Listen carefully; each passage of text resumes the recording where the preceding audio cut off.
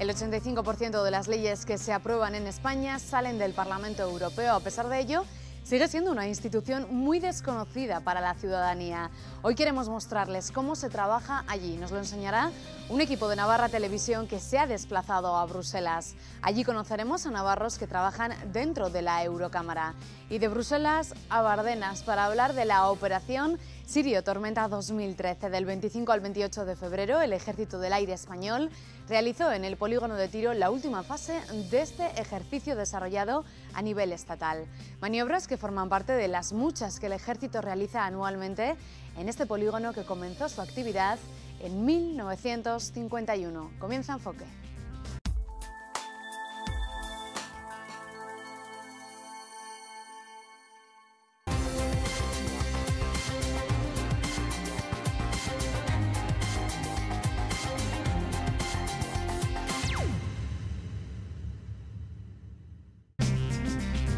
Está lejos en la distancia, pero el Parlamento Europeo afecta y mucho a nuestra vida cotidiana. Lo que allí se decide llega luego a España y a Navarra. Un equipo de esta casa ha estado en Bruselas para contarles cómo se trabaja en una de las instituciones democráticas más importantes del mundo, una gran maquinaria de la que depende el presente y el futuro de todos los ciudadanos de la Unión Europea.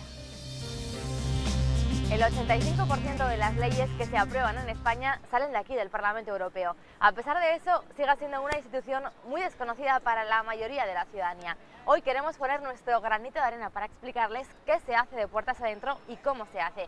Así es como funciona el Parlamento Europeo.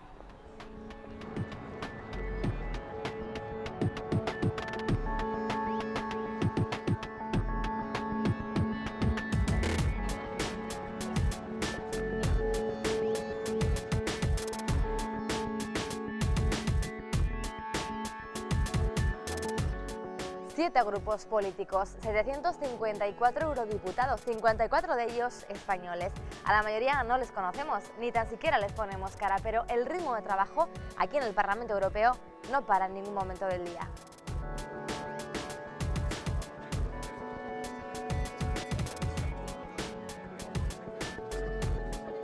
Es el único organismo de la Unión Europea directamente elegido, una de las mayores asambleas democráticas del mundo.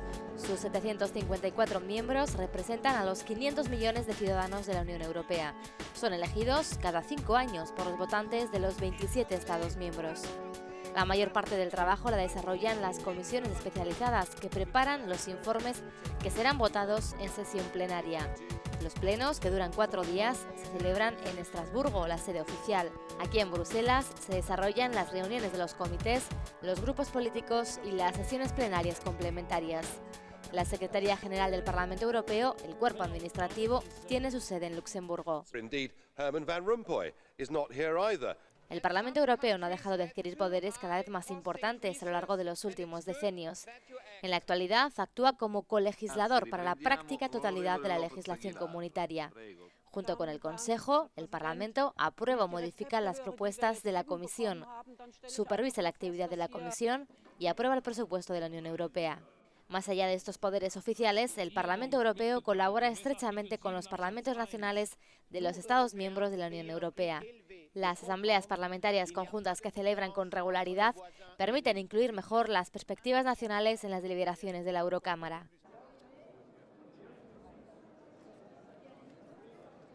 Los eurodiputados se organizan por afinidades políticas, formando grupos para defender mejor sus posiciones. Y sobre todo las de sus países o regiones. Navarra, Aragón y La Rioja trabajan conjuntamente en temas como infraestructuras o agricultura. La agricultura supone el 40% del presupuesto comunitario. La reforma de la PAC tiene en vilo ahora mismo a muchos agricultores. El desarrollo del corredor de alta velocidad es una prioridad para la comunidad foral. Ahora mismo en nuestro territorio lo que tiene importancia es que se siga manteniendo la financiación y el tren de salida del corredor mediterráneo, que se dinamice y que se adelante, porque en algún momento hubo parones por razones que todos conocéis y que no tienen que ver ni con la política de transportes ni con la política de financiación, el corredor atlántico, y que los nuevos corredores transversales que se han identificado, por ejemplo el Sagunto-Pamplona, que es un corredor la mar de interesante porque, digamos, articula un territorio donde pues no hay mucho problema de hacer pasar cargas importantes, trenes largos y ruidosos, que lo son ahora todavía, a pesar de que estamos apostando por redes por trenes más silenciosos, pues yo creo que eso es una buena articulación transversal. Luego está la articulación, el eje transversal que digamos que complementa este eje, que es el de Logroño-Castejón-Miranda, que es, digamos, ahora mismo uno de los ejes por los que estamos peleando. Quizás habréis oído hablar de que la Comisión Europea en un principio pedía proponía la inclusión de una tasa plana, que llaman, una ayuda, digamos, uniforme. Por el sistema que tenemos en España de ayudas, en donde las ayudas están calculadas sobre la base de criterios históricos, la introducción de una tasa plana, digamos una ayuda uniforme para todos los sectores, para todos los cultivos, sería una catástrofe para determinados sectores. Sectores muy importantes para España, como el aceite de oliva, que actualmente además encabezan, digamos, junto, por ejemplo, con el vino, encabezan el crecimiento de este sector. Entonces, era poner frenos, digamos, a esta evolución tan buena que está teniendo el sector español en los últimos años. Entonces, digamos que todo nuestro trabajo, el trabajo de Esther Herranz y el trabajo de los eurodiputados españoles y yo creo que del Gobierno también en el Consejo de Ministros, por su parte, en gran parte está orientado a también, digamos, aguar esta propuesta de la Comisión Europea, porque no tiene ningún sentido en nuestro país. Y en el mismo informe del Parlamento Europeo se ha introducido, digamos, un modelo que propone España con otros países, como Irlanda, en el que, digamos, se dejaría a los Estados miembros que se estableciese una aproximación, digamos, de ayudas, pero no una tasa plana, una tasa uniforme. El dictamen que ha elaborado la Comisión de Agricultura del Parlamento, y que yo pienso que se va a ratificar en el Pleno, es bastante beneficioso. Ha matizado mucho la propuesta de la Comisión, la ha aguado muchísimo, que era nuestro, digamos, el objetivo de España. Y pienso que bueno, si saliera adelante digamos, este modelo que propone el Parlamento Europeo, yo creo que España podría vivir bastante bien. El sector agrícola nos podríamos acomodar bastante bien a esta nueva reforma, sin que ello causara, digamos, ajustes dramáticos para determinados sectores.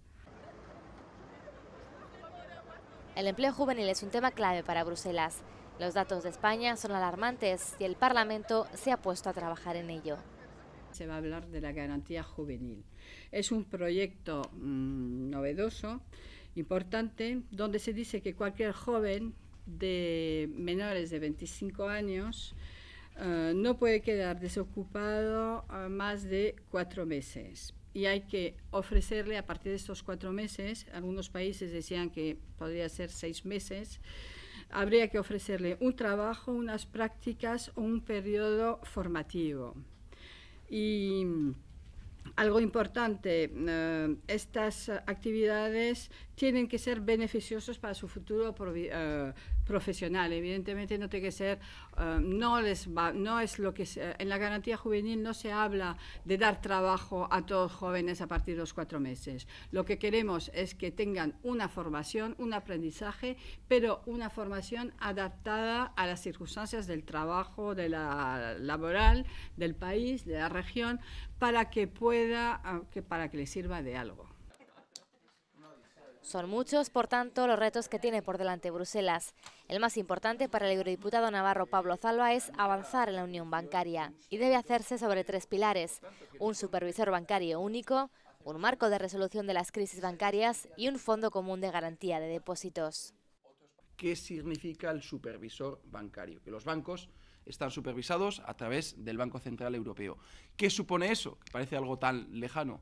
Pues supone una cosa muy importante, que por ejemplo hay bancos españoles o bancos italianos que tienen una filial en Alemania, que esa filial en Alemania tiene un exceso de muchos miles de millones de euros de liquidez que les gustaría trasladar a España o a Italia, donde precisamente tenemos un problema de falta de liquidez. No lo pueden hacer porque el supervisor alemán no lo permite. Si tuviéramos ya hoy un supervisor único, eso no existiría, porque quien tomaría o quien autorizaría en última instancia esa decisión sería el supervisor bancario. El marco de resolución de crisis bancarias a nivel europeo es una cuestión también que parece lejana, pero que se trata de crear un fondo prefinanciado por las propias entidades para que en caso de que en el futuro una entidad tenga que ser recapitalizada, como ha pasado en España el año pasado, pues esa recapitalización no salga de fondos públicos, sino que salga de ese fondo prefinanciado por las propias entidades. En definitiva, que las próximas crisis bancarias no las paguen los ciudadanos, sino que las paguen las propias entidades financieras. Y un tercer pilar, que sería un fondo común de garantía de depósitos.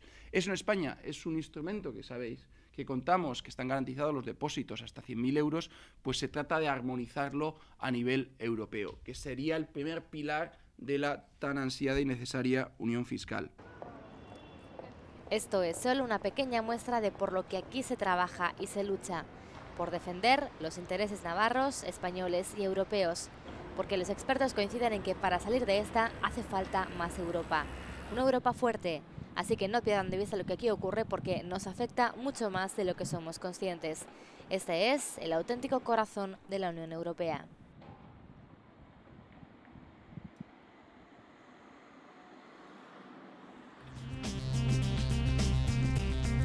La comunidad foral tiene su representante en el eurodiputado Pablo Zalba, pero no es el único navarro que trabaja en el Parlamento. Hoy conoceremos cómo es el día a día de 3 navarros en la Eurocámara y en Bruselas. Los navarros también tenemos nuestro hueco en el Parlamento Europeo. Hoy vamos a charlar con algunos de ellos para que nos cuenten cómo es su día a día. Nuestro representante navarro aquí en Bruselas es el eurodiputado navarro Pablo Zalba del Partido Popular y este es su despacho. ¿Se puede? Sí, sí. Hola Pablo, ¿qué tal? ¿Qué tal, ¿Cómo Ainhoa? estás? ¿Cómo estás? Muy bien. ¿Y tú? Muy bien.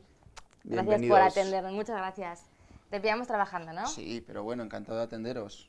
¿Qué es lo que estabas preparando ahora, por ejemplo? ¿Qué te pillamos? ¿Con qué asunto? Pues mira, estamos trabajando, hemos tenido una reunión con el director general del ICO y estamos viendo las posibilidades desde el Parlamento Europeo, qué podemos hacer para que el crédito llegue a pequeñas y medianas empresas.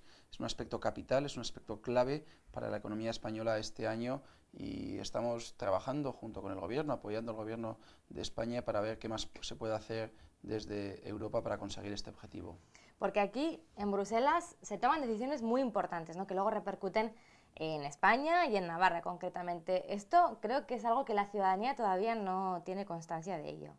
Bueno, es verdad que estamos a veces un poco alejados físicamente, son 1000 kilómetros de distancia, pero yo creo que es importantísimo que entre todos hagamos una labor de divulgación de qué hacemos en el Parlamento Europeo y cómo afecta la vida diaria de los ciudadanos. Pero es que cualquier nueva reglamentación, cualquier nueva directiva afecta. Cualquier acuerdo internacional, por ejemplo, de libre comercio, que hace poco se entró en vigor el coreano con Corea del Sur, ahora se está negociando con Japón, pues afecta, por ejemplo, la industria del automóvil.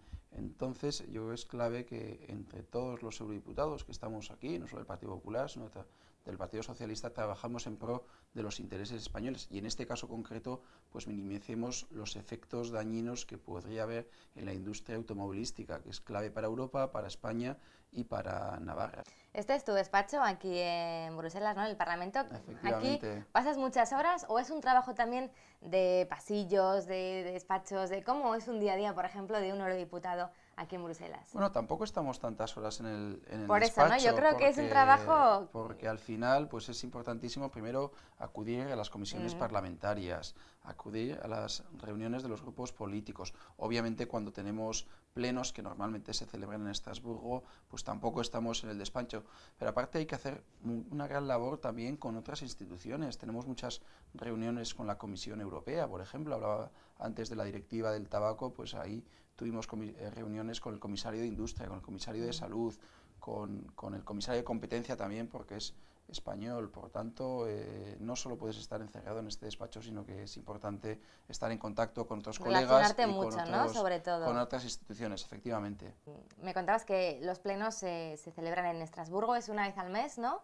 ¿Os trasladáis hasta allí? ¿Cómo es un poco también Efectivamente, hombre, es un poco dinámica? locura y difícil de explicar, y más en este contexto de crisis económica, porque tenemos 12 sesiones plenarias en Estrasburgo, en la ciudad francesa de Estrasburgo, que se celebran normalmente una vez al mes. Una semana estamos en Estrasburgo. Entonces se trasladan pues muchos funcionarios, se trasladan muchos papeles y cuanto menos es bastante costoso, aparte de incómodo, no nos vamos a engañar, aunque este es un mal menor, obviamente. Entonces sí que existe un debate muy importante en el seno de las instituciones europeas sobre la posibilidad de crear una sede única, que lo lógico es que fuera en Bruselas. Está en los tratados, es la división de dos sedes operativas del Parlamento Europeo, y los franceses obviamente se oponen a cualquier cambio en los tratados a este respecto. Pero yo creo que es un debate que hay que afrontar. No tiene sentido en estos tiempos en los que nos encontramos en que haya dos sedes operativas, porque supone un derroche económico que no nos podemos permitir. ¿Y cómo son esas negociaciones de las que nos hablabas? Porque aquí el funcionamiento en el Parlamento Europeo no se puede equiparar, por ejemplo, al del Congreso de los Diputados en España, ¿no? Se buscan intereses más regionales de cada país. Aquí el consenso entre populares y socialistas es muchísimo mayor que en cualquier otra Cámara Legislativa española, bien sea el Congreso de los Diputados, bien sea el Senado, bien sea cualquier Cámara autonómica. Aquí sí que prima el interés común, y yo creo que lo tenemos mucho más asimilado que en otras cámaras. Yo creo que un porcentaje altísimo de votaciones, no me atrevería a decir el número, pero seguramente más del 80%, coincidimos plenamente en los votos populares y españoles. Y aparte hay una comunicación y una colaboración muy fluida con ellos a la hora de afrontar los problemas que tenemos o que asolan no solo a España, sino al resto de comunidades, a las diferentes comunidades autónomas. Aparte estamos en un contexto en el que en Europa se toman decisiones importantes, una crisis económica y política en la que la solución pasa sí o sí por Europa, en la que todos los expertos están de acuerdo, y yo comparto ese análisis,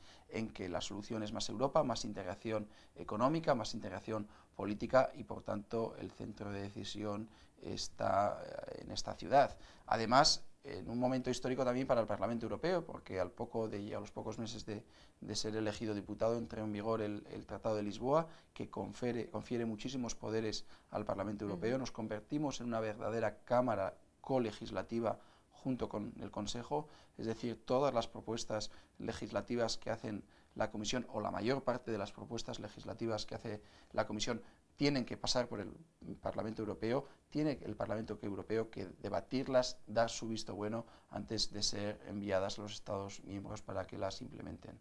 Son 5 años, ¿no? La elección de cada cargo de eurodiputado. ¿Te ves otros 5 años más aquí o...? Es prematuro, por decirlo. Primero, yo creo que es un debate que todavía no toca. Queda todavía un año por delante, que es mucho, ¿no? Mucho. Y todavía hay mucho que hacer durante este año. ¿Y cómo es la vida en Bruselas, en una ciudad como Bruselas? Bueno, es una ciudad, a mí me gusta Bruselas, es una ciudad que hay muchísima gente joven, estudiantes, muchísimos trabajadores aquí del Parlamento que colaboran con nosotros, pues son jóvenes, por lo tanto es una ciudad muy viva. Pasamos muchas horas en el Parlamento y tampoco tenemos mucho tiempo para disfrutarla, o tenemos menos tiempo del que nos gustaría, pero es una ciudad que recomiendo a todo el que tenga tiempo, porque la ciudad en sí es muy atractiva, y aparte que visitar las instituciones europeas pues es una experiencia única. Pero se echa de menos también la tierra, ¿no? Bueno, por supuesto, intentamos ir lo más a menudo posible, pero también es importante estar en contacto con lo que ocurre en nuestra comunidad, con lo que ocurre allá, escuchar las inquietudes de las personas, de los agentes sociales que ya están, para intentar trasladar y encauzar esas inquietudes a través de Europa. Muchas gracias por atendernos este ratito. Te dejamos trabajando porque sabemos que pues tenéis encantado, la agenda muy apretada. Y ya sabéis dónde tenéis una casa, ¿vale? Muchas gracias. Venga, gracias. Pablo, encantada. Igualmente. Nos vemos. Venga, nos vemos. Hasta luego. Y para que todo el Parlamento funcione bien es muy importante la labor del servicio de protocolo. Eso lo sabe bien Mara, una navarra que lleva muchos años trabajando en él. Hola Mara, ¿qué tal? ¿Cómo estás? Hola, bien, ¿y encantada tú? de conocerte. Mucho gusto. Decía yo que este es un engranaje que tiene que estar perfecto, ¿no?, para que todo salga, y ahí es muy importante vuestro trabajo. Sí, el trabajo de protocolo es fundamental en el Parlamento, digamos que es la imagen de marca y es la primera visión que tienen sobre todo las personalidades que acuden al Parlamento. Es importante que todo esté perfectamente organizado para dar una buena imagen. Si queréis os puedo enseñar, por ejemplo, uno de los salones protocolarios nuestros. Perfecto. Es este. Es un pequeño salón que sirve fundamentalmente para hacer pequeñas reuniones entre personalidades, algún presidente que quiere tener un pequeño briefing con su staff, etcétera. Y una pequeña zona también de descanso. Es, como veis, muy funcional. ¿Cuántas personas trabajáis en protocolo? En protocolo 18 en este momento, 18 personas. 14 funcionarios y 4 contratados. ¿Cuántos años llevas tú aquí en el Parlamento? Pues aquí en el Parlamento llevo ya 25 años. 25 años. Llegué un 1 de enero de 1988, pero llegué a Luxemburgo en realidad. Y allí estuve durante 7 años y luego ya a partir del 1 de enero de 1995 en Bruselas. ¿Y cómo una pamplónica como tú acaba aquí en el Parlamento Europeo? Bueno, pues yo creo que es la inquietud, sobre todo, la que me llevó a presentarme a unas oposiciones, conocer un poco más de mundo, ver otras ciudades, otras instituciones, otra forma de trabajar, multicultural, multilingüe. Es la inquietud, yo creo, que nos lleva a movernos de nuestro entorno más habitual. ¿Y los 25 años en el servicio de protocolo? No, yo empecé en Luxemburgo en el servicio de la traducción. Ajá. Luego pasé a trabajar en la Dirección General de Comisiones y Delegaciones y hace ya más de 11 años que trabajo en protocolo. Esta es la sala PHS 3C50, es una sala de reunión la más grande o una de las más grandes del Parlamento aquí en Bruselas, donde se reúnen las comisiones y fundamentalmente la de Asuntos Exteriores, que es la más grande, pero en realidad puede reunirse cualquiera de ellas. Como veréis, alrededor, detrás de los cristales, se sitúan las diferentes cabinas de interpretación y en la parte de arriba también, porque, como sabréis, todos los documentos y todas las intervenciones de los asistentes se realizan en 23 lenguas, que son las 23 lenguas oficiales. Y en este momento, como hay también, aparte de los 754 diputados, hay 12 observadores croatas, se ha incorporado a la interpretación, que no a la traducción, la lengua croata. Cuando se realizan interpretaciones en las 23 lenguas oficiales, da lugar a una combinación de 506 Madre mía. maneras de combinar las lenguas. Esta es una sala de reuniones importante, ¿no? Como nos decías, hay que explicar que ahora mismo el hemiciclo está sin ocupar, ¿no? Desgraciadamente no os lo voy a poder mostrar, el hemiciclo está justo enfrente, pero por razones técnicas está clausurado y de momento no se sabe en qué momento se volverá a abrir, porque el hemiciclo se utilizaba fundamentalmente para las pequeñas mini sesiones o 4 sesiones plenarias que tienen lugar en Bruselas. Esta es la entrada protocolaria. El edificio se llama Paul-Henri Spaak. Paul-Henri Spaak fue un político belga que fue presidente de la CECA, de la Comunidad Europea del Carbón y del Acero, y se le ha dado este nombre en su honor. Todas las personalidades y jefes de Estado, primeros ministros, tienen su entrada por esta zona. Los funcionarios no pueden entrar, ni los diputados tampoco, únicamente el servicio de protocolo. Entonces, cuando llega una personalidad importante, se le da acceso por aquí directamente. La alfombra, como veis, es de color azul, que es el color de Europa, y está permanentemente, excepto cuando viene un jefe de Estado que se coloca una alfombra roja. La entrada se hace, como os digo, por aquí, a lo largo de la alfombra, y normalmente se suelen realizar unas fotos para oficiales en este pequeño stand que hay aquí, que es un backdrop con los nombres del Parlamento Europeo en todas las lenguas oficiales y las 2 banderas de Europa. Aquí nos encontramos en el salón presidencial. Es el salón donde el presidente Schulz en este momento, pero todos los presidentes del Parlamento, organizan sus comidas, cenas, recepciones oficiales. Hoy tenemos la suerte de que podéis ver una cena que va a tener lugar a las 8:15. Está presidida por el presidente Schulz, es una cena mitad trabajo, digamos, en la que se reúne con todos los presidentes de las comisiones del Parlamento y los funcionarios de cada una de las direcciones generales a los que pertenece cada presidente de la comisión. Esta es la mesa de honor, presidida, como digo, por el presidente Schulz. Que se sienta allí, ¿no? Que se sienta... Con el micrófono. Exactamente, que se sienta allá, que es el lugar de honor, y enfrente, digamos, que es el invitado de honor, que en este caso es el presidente Lehn. Un salón muy especial este, ¿no? Sí, es un salón bastante especial. Arquitectónicamente es... Sí, y durante el día pues es muy bonito también porque refleja el sol y da una luz muy especial. Detrás de los cristales ahora no vais a poder apreciar, pero las vistas de la ciudad son magníficas e incluso pueden observar hacia este lado los otros edificios de las instituciones, comisión, consejo, etc. Os quería enseñar también una maqueta del Parlamento Europeo porque así creo que vais a tener una visión más clara del conjunto. Como veréis, es un conjunto, vuelvo a repetir, de varias edificaciones, de varios inmuebles, y el total de los edificios del Parlamento Europeo, que son 26, tiene 1.078.124 metros cuadrados. Estos edificios, que corresponden exactamente a Bruselas, son 14, con un total de 544.795 metros cuadrados. Luego, en Estrasburgo tenemos 4 edificios más y en Luxemburgo 8. Por eso es tan importante ese trabajo que decíamos de coordinación con tanta gente trabajando aquí, ¿no? Exactamente.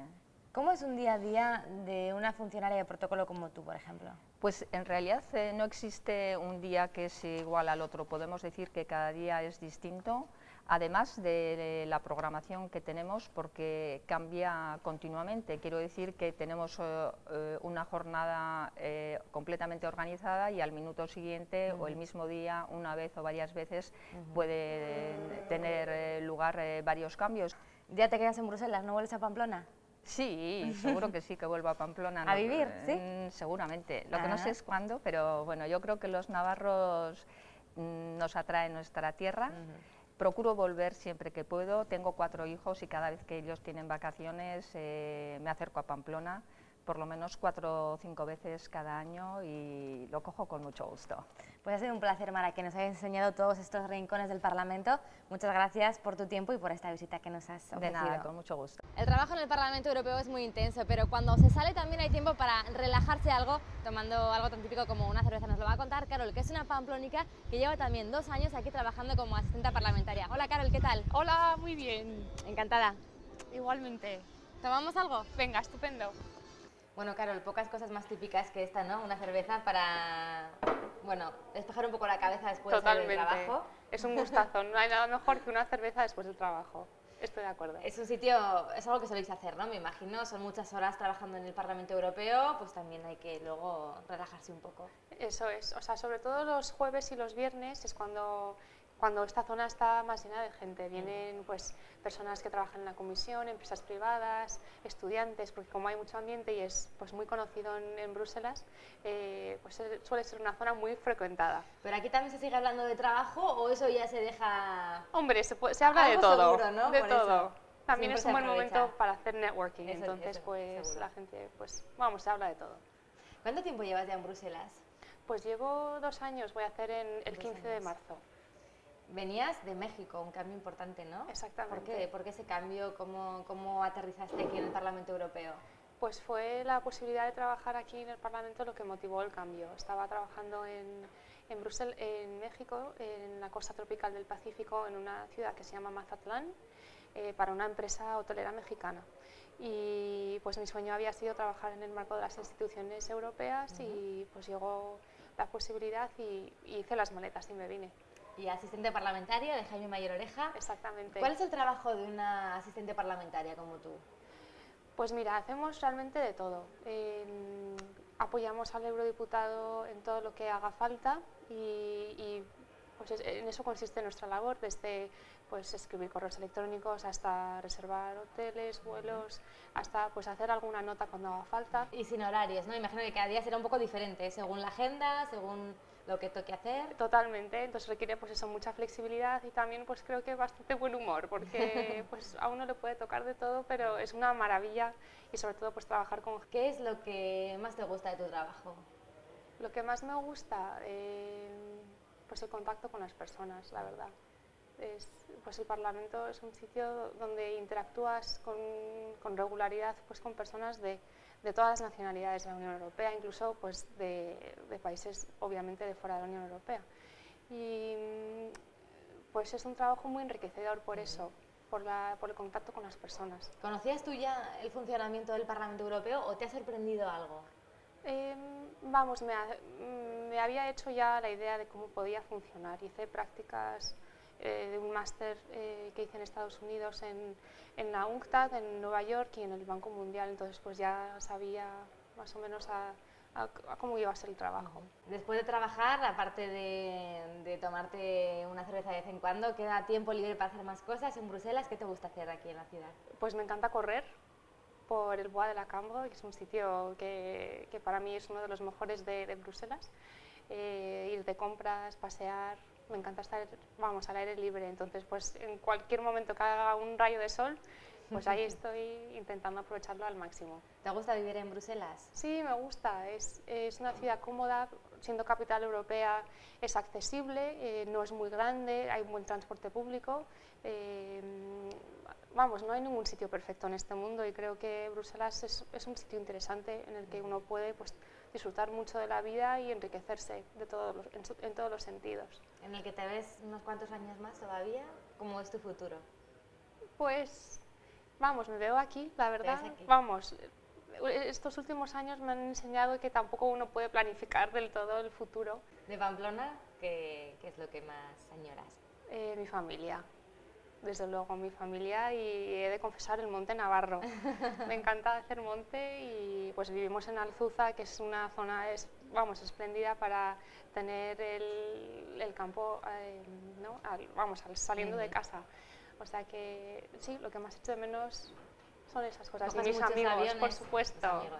La cuadrilla, ¿no? Pues muy bien, Carol, gracias por dedicarnos este rato y por contarnos un poco pues, cuál es el día a día de una asistente parlamentaria como tú, en este caso, aquí en el Parlamento de Bruselas. Ha sido un placer. De nada, gracias a vosotros y buen viaje de vuelta. Muchas gracias.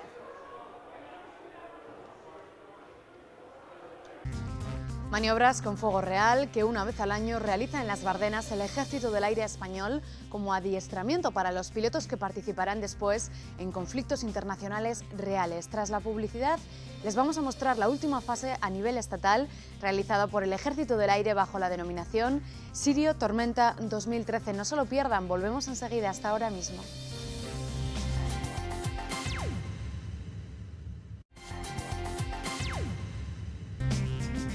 Nos trasladamos ahora hasta el polígono de tiro de las Bardenas para conocer cómo se ha desarrollado la operación Sirio Tormenta 2013, realizada por el Ejército del Aire. Maniobras que forman parte de las muchas que el Ejército realiza anualmente en este polígono que comenzó su actividad en el año 1951.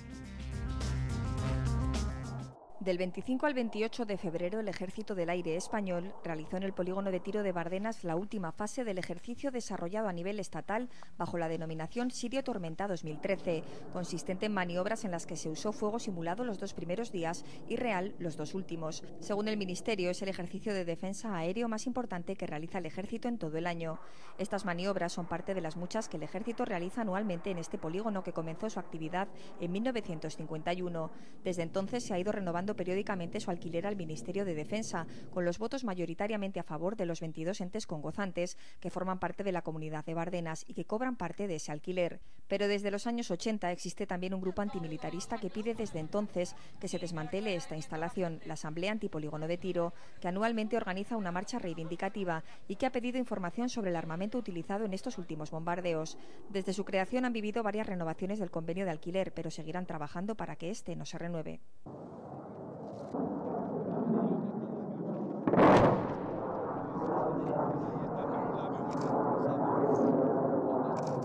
Así sonaban la semana pasada en el polígono de tiro de Bardenas las bombas utilizadas en las maniobras con fuego real que una vez al año realiza en este paraje el Ejército del Aire español como adiestramiento para los pilotos que participarán después en conflictos internacionales reales. También realizaron ejercicios de ametrallamiento.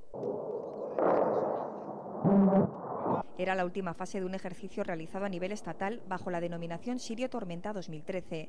En esta ocasión se pudo constatar que a causa de los recortes se redujeron las horas de vuelo respecto a años anteriores. Sí, hay veces que es bianual y otras veces es anual. Bueno, ya habéis visto que este año ha habido poco movimiento, hecho que lo contemplo por la necesidad que tiene el Ministerio de Defensa de ahorrar. Siempre son así. Normalmente, por ejemplo, este mes de marzo, a finales del mes de marzo, habrá otro tipo de maniobras de acercamiento, de bombas de humo, pero claro, estas de fuego real pues existe una vez al año, y entonces ante este hecho yo no puedo decir absolutamente nada. La Comunidad de Bardenas tiene alquilado el polígono precisamente para estos hechos. Hay un grupo de soldados que se dedican a mirar los explosivos, donde limpian perfectamente todo. Además, todas las bombas, todo lo que han hecho está totalmente numerado y recogen absolutamente todo. Por lo tanto, hoy mismo ya tienes ganado por dentro de lo que ayer hubo maniobras militares. Es de los pocos datos que ofreció el Ejército del Aire, así como que las maniobras fueron similares a las de años anteriores. Por ejemplo, en 2011 participaron unas 500 personas y se realizaron unas 270 salidas de aviones que lanzaron unas 120 bombas.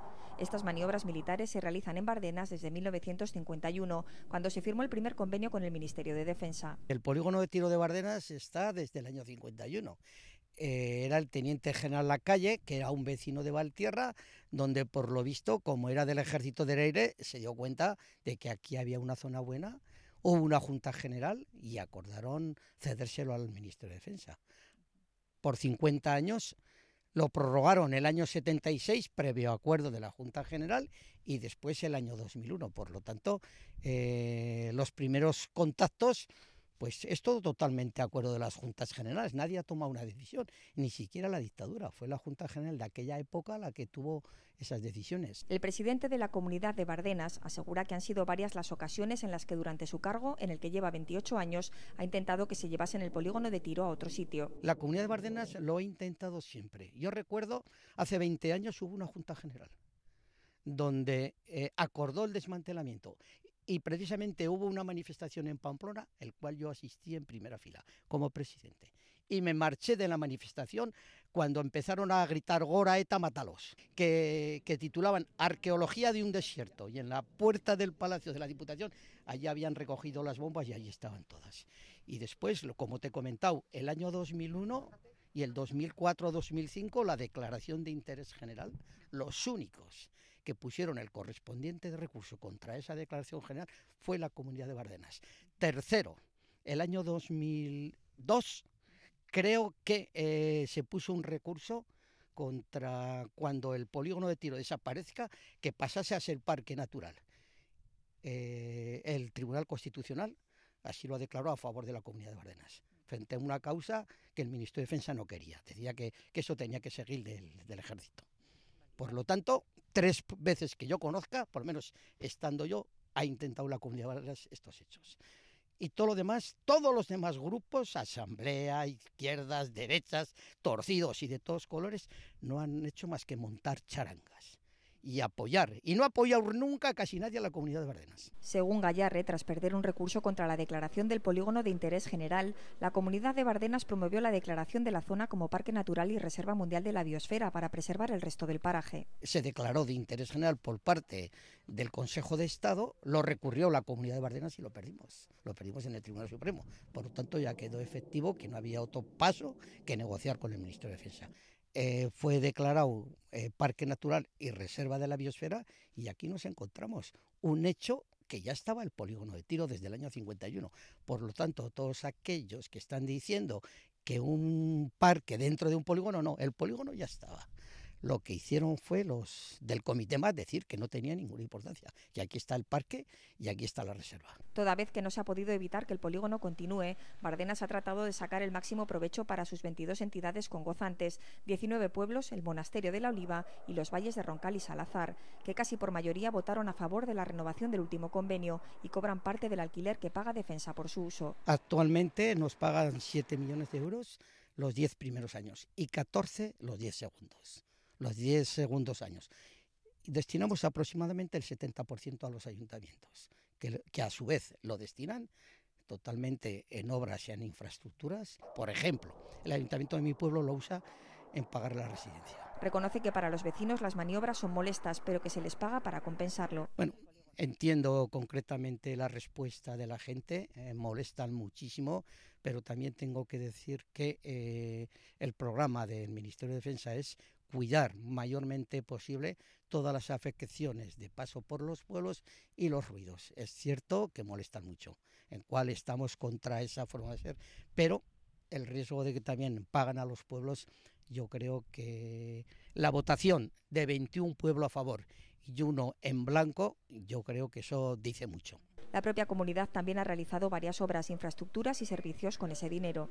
Independientemente de los 200.000 euros que se ha dado los 3 últimos años a los pueblos, por ejemplo, desde un principio la construcción del embalse del Ferial, la parte que nos correspondía, el restaurante del Ferial, la puesta en riego de 5.000 hectáreas de regadío, el parque solar, la compra de la sede, otra zona que se compró para servicios sociales que está en vísperas de construir. Dice que la salud de los vecinos, la fauna y flora no se han visto afectadas por estas maniobras, como probaron unos análisis de la zona en busca de la posible presencia de uranio que se descartó y que nunca ha habido accidentes civiles, aunque sí militares. Nosotros tenemos 100.000 estudios de Bardenas.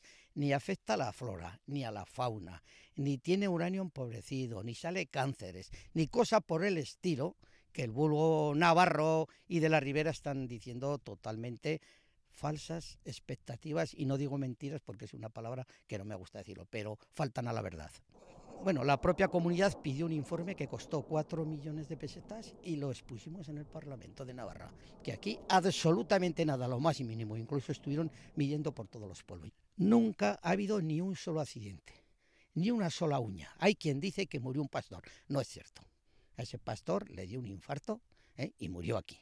Pero ni una sola uña ha sufrido la población civil. Es cierto que ha habido militares que se han estrellado. Bueno, yo suelo decir que lo llevo en el sueldo, pero es el riesgo que corre la profesión de ser defensores de España.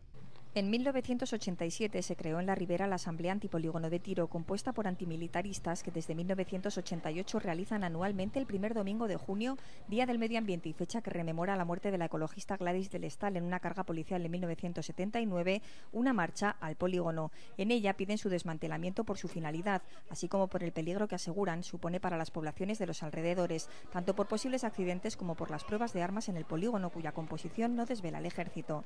Ha habido accidentes muy graves en los cuales afortunadamente no se ha visto involucrada hasta ahora población civil. Eso es verdad y hay que decirlo así, pero ha habido muchos accidentes muy graves y algunos de esos que dices, no sé si no estamos jugando a la ruleta rusa. ¿Por qué? Porque si te cae un avión, como sucedió en abril del 2009, entre Valtierra, Carcastillo, Arguedas, a unos segundos de vuelo de las poblaciones en cuestión, o como unos años antes en el otro extremo del polígono de Tiro, junto a Egea de los Caballeros, ¿no? Pero junto a Egea en territorio municipal, o anteriormente en Malón, en esta otra parte. Y así podíamos ir recordando distintos accidentes a segundos de vuelo e inclusive en terreno municipal. Seguramente le debemos a la pericia de alguno de esos pilotos el que afortunadamente la población civil no haya sufrido daños, seguramente, pero no queremos correr ese riesgo para la población civil. Sobre los análisis realizados por la comunidad en busca de uranio tienen sus dudas. Esos análisis, donde analizaron, pues nosotros nos creemos, por supuesto, el resultado, pues no había, y ojalá que sea que no se ha utilizado uranio ni empobrecido, ni enriquecido, ni nada, ¿no? Ojalá. Sí, nosotros por supuesto que lo estamos deseando, pero ¿por qué será que tú le preguntas a mucha gente y la mayoría no se ha quedado tranquila después de aquello? ¿Por qué? Porque tiene que llevar a cabo la Comunidad de Bardenas sin permitir que auditemos, fiscalicemos, como le quieras llamar, desde fuera, desde quienes nos oponemos al polígono de Tiro en las Bardenas, todo el proceso, todo el procedimiento para análisis. Segundo, hubo un señor que se ofreció, era el presidente de la Comisión para la Energía Nuclear para Europa, en el Parlamento Europeo, y se ofreció, entonces salía pues aproximadamente por 700 y pico euros, lo que hoy podría ser igual como mucho 2.000, hace unos años, pero es que no se permitió. No se permitió, y a continuación de esto fue ese análisis de la Comunidad de Bardenas. ¿Cómo nos vamos a dar por satisfechos? Durante años han llevado mociones a los distintos plenos de los ayuntamientos riberos pidiendo el desmantelamiento del polígono e información sobre el armamento utilizado. El Ayuntamiento de Tudela aprobó solo esto último la semana pasada tras las maniobras Sirio Tormenta 2013. Más vale que el Ayuntamiento de Tudela al menos muestre ante el Ministerio de Defensa una preocupación, aunque sea pidiendo información sobre el armamento utilizado, que no se dirija de ninguna manera porque no aprueba nada, ¿no? Desde la Asamblea Antipolígono aseguran que han vivido con gran tristeza las distintas renovaciones a lo largo de los años del convenio con Defensa y que incluso ha habido momentos en los que se cuestionaron abandonar. Porque es lógico que cuando llega una fecha como el 2001 o luego el 2008 no consigues el objetivo que persigues, haya gente que diga hasta aquí hemos llegado, ¿no? Y además yo tengo que admitir que hemos pasado todos por esa tentación, que realmente dijimos hay que seguir, no hay que seguir, ¿qué hay que hacer? La gente quiere el polígono de tiro, pero es que luego vemos que la gente no quiere el polígono de tiro. Tú hablas con la gente y la gente no lo quiere. Lo que pasa es que eso es como, dices, la gente quiere los desahucios, no, la gente quiere, salvando todas las distancias, quiere el paro, no, pero vas a una manifestación y por grande que sea, no tiene la gente que tenía que tener, ¿no? En fin, seguiremos acumulando fuerzas, seguiremos oponiéndonos y ya es lamentable decir que a día de hoy no lo hemos conseguido. Piden a la población que se movilice y que no dejen pasar la próxima oportunidad. Si hubiese una presión muy fuerte por parte de la población, tendrían que pensárselo 2 veces. Y además tenemos que recordar que como se firmó en diciembre del 2008 por 10 años hasta el 2018 y entonces renovable por otros 10, el 2018 hay que tenerlo ahí, en el objetivo, en el punto de mira. ¿Por qué? Porque es momento de renovar o no y son los mejores momentos para aprovechar la presión social. Echan en falta que nunca ninguna autoridad navarra se haya posicionado contra la continuidad del polígono en Bardenas. Y en el 2001, sin embargo, cuando venció ya ese contrato, todos esperábamos de las instituciones navarras otra cosa, todos. Yo recuerdo que personalmente estaba en ese momento en el Parlamento y puedo asegurar que hice lo que pude y más para que el Parlamento se pronunciase en esa dirección. Hubo modificaciones de leyes, hubo iniciativas diversas por parte de distintos grupos, hubo pronunciamientos y todo lo que conseguimos, que no fue poco, fue que no aprobasen entonces por 25 años o 30 otro convenio, pero lo aprobaron por 7 y pico, casi 8 años, diciendo entonces que iban a buscar otro lugar para trasladarlo. Antes ya habían querido trasladarlo a Anchuras, pero la gente de Anchuras y Cabañeros supo defender su territorio y, por cierto, supo presionar al Partido Socialista de manera suficiente que el señor Bono, que luego fue ministro de Defensa y nos impuso el polígono de tiro de las Bardenas, ese estuvo en una pancarta en una manifestación en la que también estábamos mi compañero José María Lacarra y yo. Buscaron alternativas en Italia, en otros lugares de España. Nadie lo quería en su entorno, nadie. Algunos les pedían el oro y el moro y eso aprovechó la Comunidad de Bardenas para negociar al alza su convenio, pero el hecho es que nadie quería el polígono de tiro en su entorno. Y nuestras autoridades navarras, no sé si las más listas o todo lo contrario, si las más generosas y solidarias y por eso quieren contribuir con la defensa nacional o todo lo contrario, o si simplemente las más sumisas y las que más apostaron por el interés de su partido y no por el de las ciudadanas y ciudadanos. Entonces, cuando llegó el 2008 en diciembre, lejos de decir aprovechamos esta oportunidad, dijeron 20 años más. El presente convenio se firmó el 1 de enero de 2009 hasta el 31 de diciembre de 2028, aunque se revisará en 2018. Mientras tanto, los aviones de combate seguirán entrenando en Bardenas una vez al año con fuego real como entrenamiento para futuras misiones. Este reportaje pone el punto y final al programa de esta semana. Regresamos en 7 días con nuevos temas. sobre la actualidad navarra. Les esperamos. Gracias por su confianza. Adiós.